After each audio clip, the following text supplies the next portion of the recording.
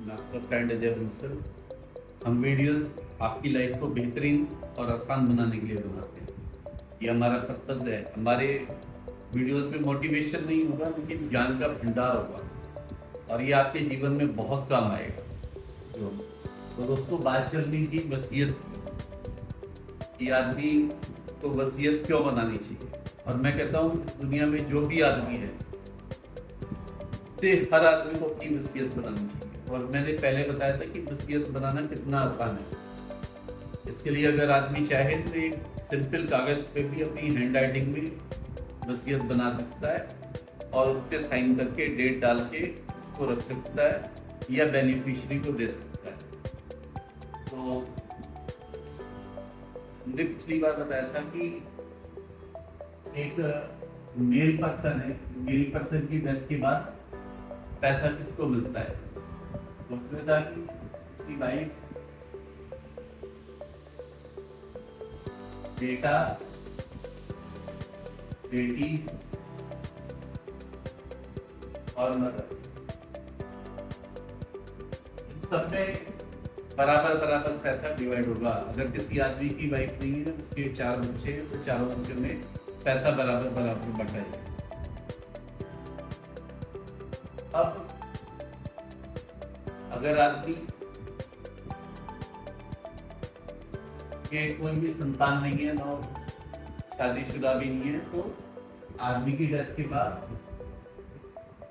उसका पैसा उसकी मदर को मिलेगा।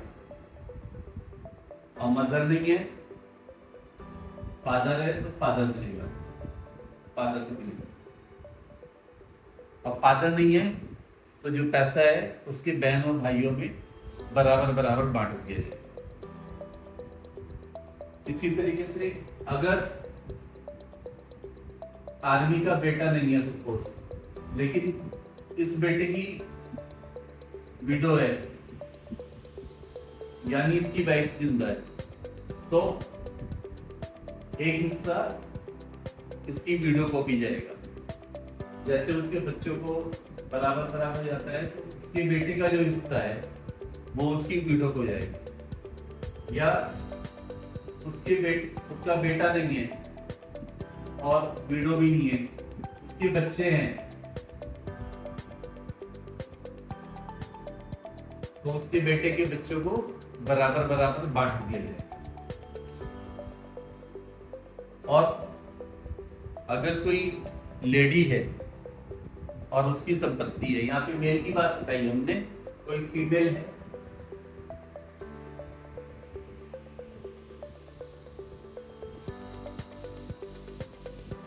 उसकी जो संपत्ति है उसकी डेथ के बाद उसके हस्बैंड को और उसके बच्चों में बराबर बराबर बांट दी जाएगी।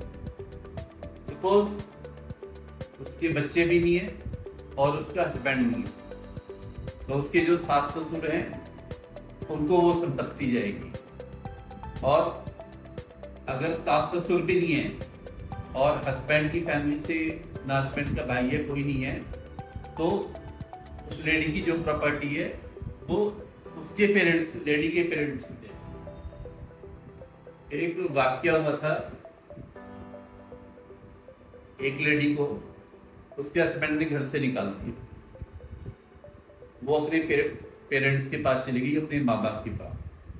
उसके माँ बाप ने उसे संभाला और उसको फर्दर आगे पढ़ाया और उसको एक अच्छी जॉब मिल गई। उसने जॉब करते करते कुछ संपत्ति अपनी इकट्ठी कर ली। कुछ समय बाद उस लेडी की डेथ हो गई। तो आप ये बताओ संपत्ति किसको मिली होगी। तो दोस्तों, संपत्ति जो गई, उसका जो हस्बैंड था, उसके हस्बैंड की भी डेथ हो चुकी है, तो संपत्ति जो गई तो उसके हस्बैंड के माँ बाप को गई। कायदे में किससे जाना चाहिए? कायदे में ये संपत्ति उस लड़की के माँ बाप को जानी चाहिए, जिन्होंने उसे आगे पढ़ाया और आगे उसको सहारा दिया और उसको इस लायक बनाया कि वो बाहर जाकर काम कर सके और उसने उस काम को करके संपत्ति इकट्ठी की। तो दोस्तों, क्योंकि उस लड़की ने बिल नहीं लिखी थी, तो इसलिए उसकी संपत्ति उसके 700 रुपये चाहिए। तो आप समझिए कि ये मैटर कितना इम्पोर्टेंट है। और यहाँ पे एक बात और बतानी है, बहुत इम्पोर्टेंट बात है, कि कोई आदमी बिल लिखता है,